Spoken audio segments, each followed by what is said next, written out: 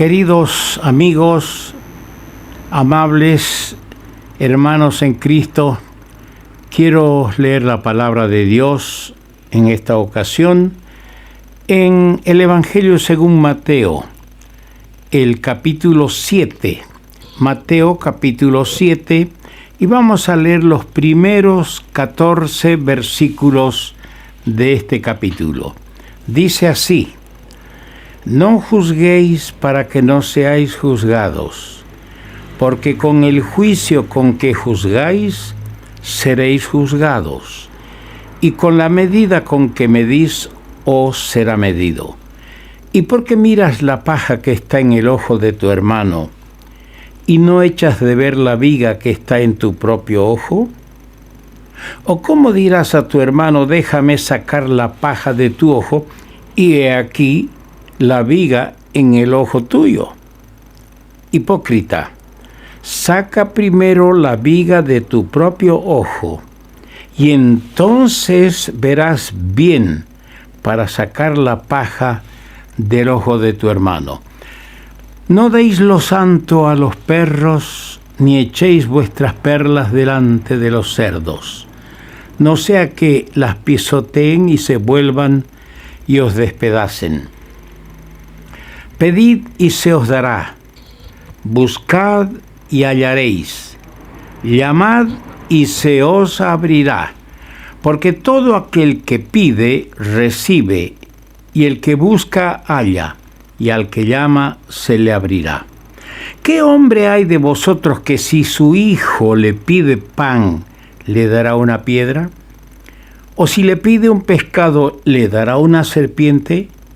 Pues si vosotros, siendo malos, sabéis dar buenas dádivas a vuestros hijos, ¿cuánto más vuestro Padre que está en los cielos dará buenas cosas a los que le pidan? Así que todas las cosas que querráis que los hombres hagan con vosotros, así también haced vosotros con ellos, porque esto es la ley y los profetas. Entrad por la puerta estrecha, porque ancha es la puerta y espacioso el camino que lleva a la perdición, y muchos son los que entran por ella. Porque estrecha es la puerta y angosto el camino que lleva a la vida, y pocos son los que la hallan. Que nuestro Dios bendiga el comentario de su santa palabra. Que el Señor nos ayude a hacerlo con temor y temblor, porque estamos teniendo en nuestras manos la palabra divina, la palabra de Dios. Santiago, el hermano del Señor Jesucristo, en su epístola, en el capítulo 1, versículo 22, dice: Sed hacedores de la palabra y no tan solamente oidores. Nuestro tema, nuestro pensamiento es obedeciendo la enseñanza del Maestro.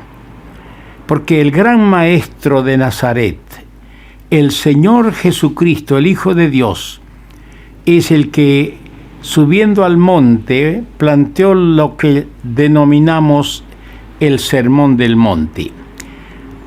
Ahora,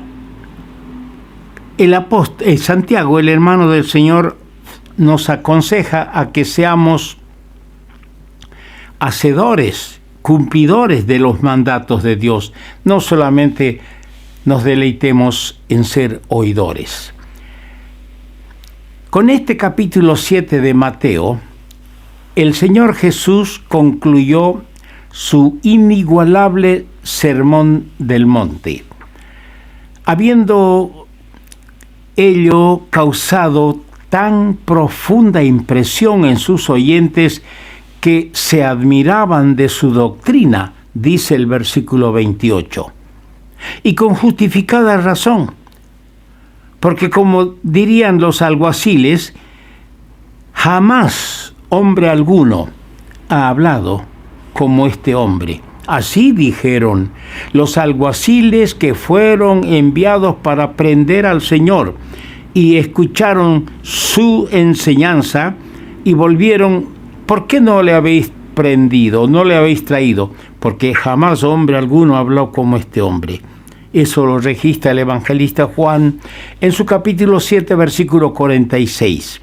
Alguien ha dicho que en estas enseñanzas el Señor Jesús pone énfasis no en el don de la vida eterna, que se recibe por pura gracia, la gracia divina, sino más bien el énfasis está en los frutos de aquella vida manifestada en la obediencia del discípulo. Presupone el don de la nueva vida en aquellos que son llamados a obedecer sus enseñanzas. La pureza de sus enseñanzas y el alto nivel moral y espiritual al cual el oyente es llamado con este sermón del monte, hace que surja del corazón humilde, del corazón del discípulo humilde, la exclamación que surgió del corazón del apóstol Pablo en Romanos capítulo 7, versículos 24 y 25, cuando dijo: miserable de mí, ¿quién me librará de este cuerpo de muerte? Gracias doy a Dios por Jesucristo, Señor nuestro. Que quiera el Señor que genere en nuestro corazón esa exclamación ante la grandeza, el alto nivel moral de su enseñanza que tenemos aquí. El capítulo íntegro, mirándolo, tiene 29 versículos. Yo lo he fraccionado en 3 pensamientos este capítulo. Primero, los versos 1 al 11, tenemos las exhortaciones a la vigilancia en la vida espiritual. El segundo pensamiento está en el verso 12. Allí hay un compendio de todo el sermón del monte en su aplicación a nuestras relaciones con los hombres. Y en los versículos 13 al 29 tenemos el tercer pensamiento. Allí tenemos el llamado al discipulado. Ahora bien, al considerar nuestro primer punto, las exhortaciones a la vigilancia de la vida espiritual que plantea el Señor Jesús en esta escritura, tenemos primero en los versos 1 al 2 que no debemos tener un espíritu de crítica y censura de nuestros semejantes. No juzguéis para que no seáis juzgados. En segundo lugar, en este primer gran pensamiento tenemos en los versos 3 al 5, donde somos enseñados a abandonar toda práctica que nos incapacita para ayudar a nuestros hermanos en su vida espiritual. ¿Por qué miras la paja que está en el ojo de tu hermano y no echas de ver la viga que está en tu propio ojo?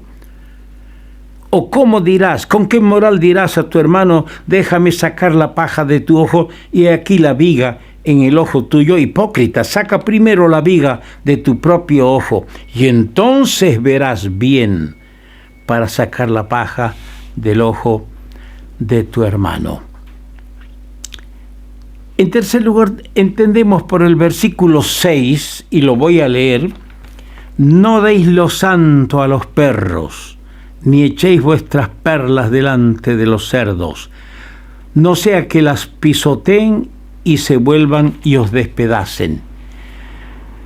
Aquí tenemos que ejercer mucho cuidado y discernimiento en la administración de las preciosas verdades divinas de las cuales somos depositarios. Yo explico un poco. Soy un hombre de 84 años. Cuando tenía 17 años, llegaron a nuestro pueblo 2 parejas, uno canadiense y otra norteamericana, de los llamados testigos de Jehová. Y como yo era un funcionario de una oficina pública, cada vez nos encontrábamos y cada encontronazo que yo tenía con esa gente, yo quedaba apagado, quedaba entristecido, porque en mi alma yo estaba convencido, y lo sigo y con mayor razón, que el Señor Jesucristo es Dios manifestado en carne. Tenía claro que el alma es inmortal. Tenía claro que existe el infierno. Y yo planteaba eso, y los otros se empezaban primero a esmerar, luego a burlarse de todos los textos de la Escritura que yo les citaba. Me costó entender que yo estaba dando lo santo a los perros y estaba echando las perlas preciosas de la palabra de Dios a los cerdos. Yo quedaba apagado, triste. Esa es la explicación de esta palabra que tenemos en el verso 6. El cuarto pensamiento en el cuarto punto más bien en este primer pensamiento grande es que debemos valernos de la oración. Y esto lo vemos en los versículos 7 al 11, léalo.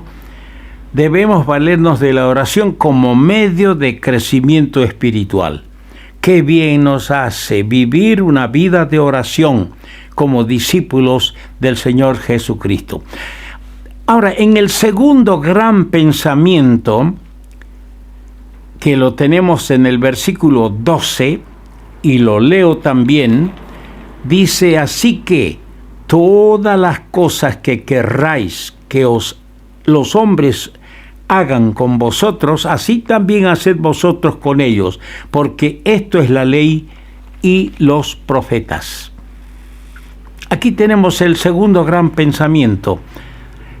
Es un compendio de todo el sermón del monte en cuanto a nuestras relaciones con los hombres. Ahora, hemos apuntado también que hay un tercer gran pensamiento en este capítulo, y es el llamado al discipulado. Así lo hemos llamado, el tercer gran pensamiento, un llamado al discipulado. Y en este llamado nucleamos 4 puntos. En los versos 13 y 14 tenemos 2 puertas, 2 caminos, 2 destinos.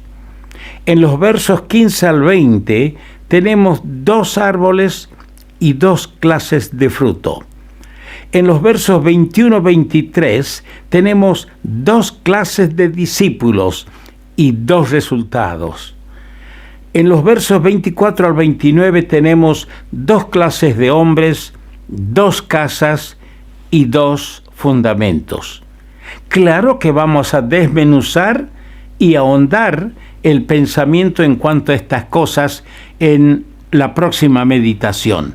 Pero ya vamos cada uno por nuestra cuenta, haciendo apuntes y estudiando lo que ya hemos bosquejado en esta primera parte. Quiera el Señor honrar su nombre, bendecir su palabra y edificarnos con ella.